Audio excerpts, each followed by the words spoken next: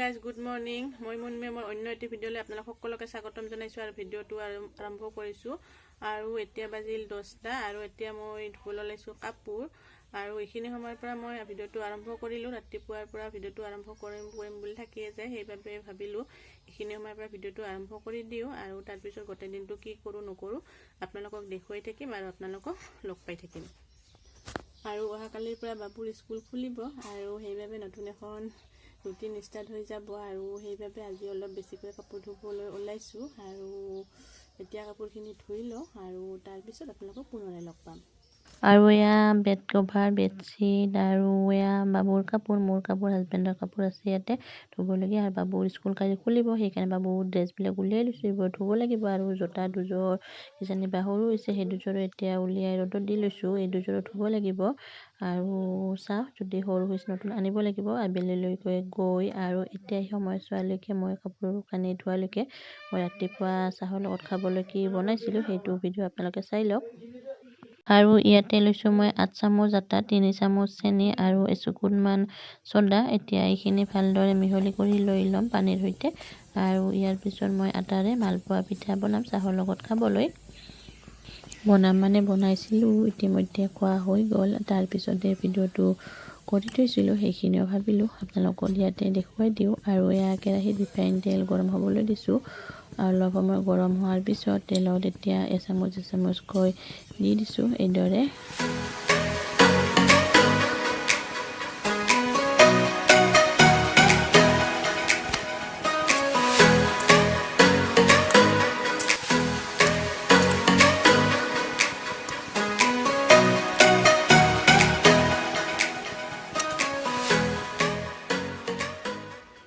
আৰু আটাৰে বনোৱা এই পিঠাবিধ খাবলৈ খুব টেষ্টি আৰু চফ্ট হয় আৰু দুপৰীয়া সাজত বনালোঁ দালি হাই গাইজ এতিয়া সময় হৈছে সন্ধিয়া আৰু এতিয়া এই কাপোৰবিলাক জাপ কৰিব লাগিব আৰু দিনটো এইটো কাম কৰোঁতে মানে ভিডিঅ' আৰু বনোৱা নহ'ল আজি আৰু এতিয়া কাপোৰবিলাক জাপিম আৰু তাৰপিছত ভাত বনাবলৈ যাম আৰু এতিয়া কাপোৰবিলাক জাপি লওঁ পিছত আপোনালোকক পুনৰ লগ পাম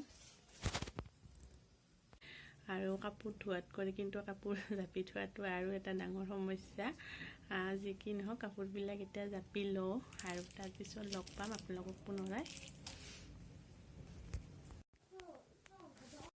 আৰু অহাকালি বাবুৱে স্কুলত যাবলগীয়া সময়ত পিন্ধিবলগীয়া চাৰ্ট পেণ্ট টাই ৰুমাল এই সকলোবোৰ বেল্ট এইবোৰ সকলো ৰেডি কৰি থৈ দিছোঁ এতিয়া বিচনাতে যাতে ৰাতিপুৱা সহজতে কাপোৰখিনি বিচাৰি পাওঁ আৰু লৰালৰিকৈ তাক পিন্ধাই দিব পাৰোঁ আৰু ৰুমালখন দিছোঁ আৰু ৰুমালখনটো লাগিবই আৰু এতিয়া আপোনালোকে ৰুমালখন দিবলৈ একেবাৰে নাপাহৰিব ল'ৰা ছোৱালীবোৰক কাৰণ এতিয়াতো বাৰে বাৰে হাত ধুই থাকিব লাগিব আৰু হাতখন মুচিব লাগিব আৰু সেইকাৰণে ৰুমালখন দিব নাপাহৰিব একেবাৰে নাপাহৰিব ৰুমাল দিবলৈ আৰু পকেটত সোমাই দিব যি পেণ্ট পিন্ধে বা স্কাৰ্ট পিন্ধে সোমাই দিব ৰুমালখন একেবাৰে মনত কৰি দিব আৰু সৰু ল'ৰা ছোৱালীবোৰৰ ক্ষেত্ৰত চেনিটাইজ সিমান কৰা ভাল নহয় কিছুমানতো হাতৰ খজুৱতি হৈ যায় চেনিটাইজ কৰিলে সেইবাবে হাতখন বাৰে বাৰে ধুব দিব লাগে সৰু ল'ৰা ছোৱালীক আৰু সেইবাবে ৰুমালখন দিব একেবাৰে নাপাহৰিব ৰুমাল দিবলৈ বৰ্তমান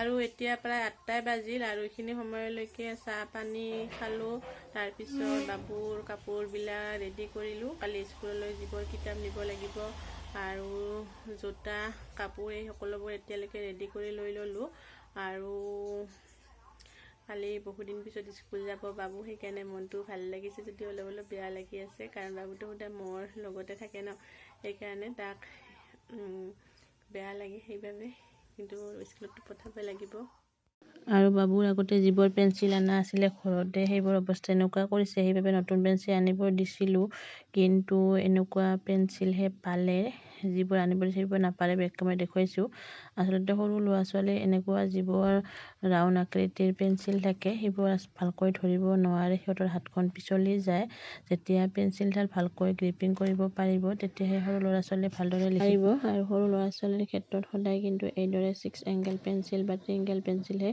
সিহঁতক প্ৰথম অৱস্থাত যেতিয়া লিখিব আৰম্ভ কৰে এইদৰে এইবোৰ পেঞ্চিলহে দিব লাগে এইদৰে ৰাউণ্ড পেঞ্চিল দিলে সিহঁতে ভালদৰে গ্ৰিপিং কৰিব নোৱাৰে আৰু ভাত হাতখন পিছলি যায় সেইবাবে। আৰু এইদৰে দীঘল পেঞ্চিলে সদায় দিব। পেঞ্চিল যদি চুটি হৈ যায় তেতিয়া সৰু ল'ৰা ছোৱালীক লিখিব নিদিব, কাৰণ তেতিয়া সিহঁতৰ ব্ৰেঞ্চটো নাথাকে আৰু ভালদৰে সিহঁতে লিখিব নোৱাৰে। সেইবাবে দীঘল পেঞ্চিলে সদায় দিব। আৰু কপিবিলাকো কালি নতুনকৈ ল'ব লাগিব স্কুললৈ গৈ।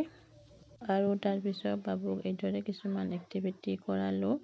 এইদৰে যিবোৰ কাউণ্ট কৰি যিবোৰ কিমান আছে তাক লিখিব দিলোঁ। তাৰপিছত মই ভাত বনাবলৈ গ'লোঁ। আৰু এইবোৰ কাউণ্টৰ এক্টিভিটিৰ লগতে মই এতিয়া ক্লাছ 9ৰ ধাৰণা সৰু সুৰাকৈ অলপ দিবলৈ চেষ্টা কৰিছোঁ। এইদৰে তাক এক্টিভিটিবোৰ কৰাব দিলোঁ। তাৰপিছত অলপমান কৰিলে আগতে আৰু অলপ কৈ দিয়ে, যাতে একেবাৰে বেছিকৈ কৰি সি বৰ হৈ নাযায়। এতিয়া ভাত বনাবলৈ যাওঁ আৰু বাবু এইখিনি কৰি থাকক। কিবা অলপ ক'ব বোলে, সেইকাৰণে হেই পেৰেণ্টছ, মই বহুত দিনৰ পিছত স্কুললৈ যাম। আপোনালোক লগ পাম কালি। আমাৰ বাবুৱে সিদিনা আৰ্মি ড্ৰেছ অনাৰ পিছৰ দিনা গৈ আৰ্মি নিচিনাকৈ চুলি কাটি আহিলে। আৰু এতিয়া মই ভাত বনাবলৈ যাম আৰু তাৰপিছত পুনৰাই আপোনালোকক লগ পাম। এতিয়া পাকঘৰত গৈ লওঁ। ৰেচিপি আজি শ্বেয়াৰ নকৰোঁ বুলি ভাবিলোঁ। পাকঘৰৰ এয়া অৱস্থা হৈছে, পলিথিন। আৰু মাছ বনাব লাগিব। ৰাতি চিৰা পেকেটটো সোমাই থ'ব লাগিব। আৰু এতিয়া ভাতটি বনাই লওঁ। ৰেচিপি শ্বেয়াৰ নকৰোঁ। মাছ বনাম, মাছ ফ্ৰাই কৰি আছোঁ।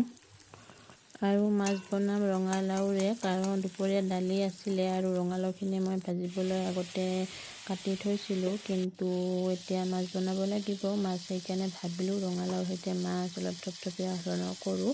সেইবাবে ৰঙালাওখিনি এইদৰে নিমখ হালধি পিঁয়াজৰ সৈতে ভাজি লোৱাৰ পিছত তাৰপিছত ইয়াত আদা নহৰু জিৰাৰ পেষ্টটো দি দিছোঁ। তাৰপিছত অলপমান ভাজাৰ পিছত পানী দি দিছোঁ আৰু তাতে মাছ কেইটুকুৰ ভাজি এৰি দি দিছোঁ।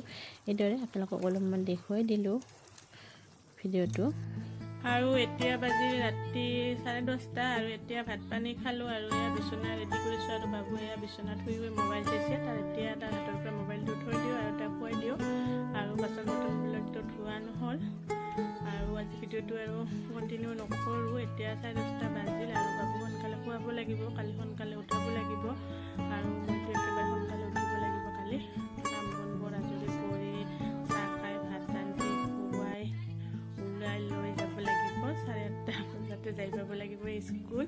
গতিকে তেতিয়াহ'লে আজিলৈ ভিডিঅ'টো ইমানতে সামৰিছোঁ। আৰু ভিডিঅ'টো আপোনালোকে চাব,